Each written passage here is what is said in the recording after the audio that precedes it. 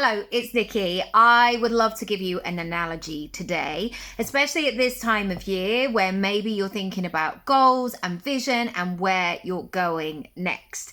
I remember at primary school being quite short for my age. I was a good runner. I had a lot of spring in my step. I was determined. I was a hard worker. But as soon as I saw that high jump situation, I knew pretty much it wasn't going to be for me. I had a fear of it. And also it was the 80s. So health and safety wasn't really taken in mind.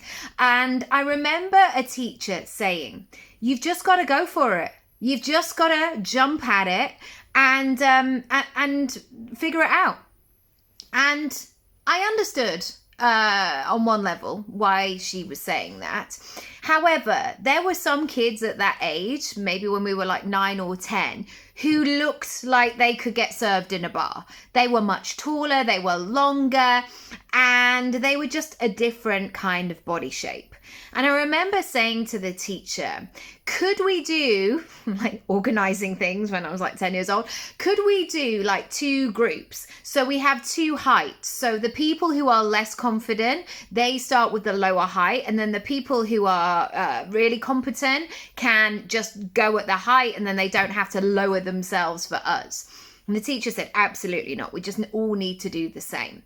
This is what happens when we talk about our goals. We feel that pressure to do things at the highest, most impressive level. And the truth is when we do that and we're not taking into consideration exactly where we are right now, we are not going to do the thing. I needed to break down that goal of high jumping into how I did the run, how I got confident doing the initial jump, how I felt about the bar, like was that sand safe for me to roll into and fall on my bum, were all of those things in place? And it was a process I needed to break down.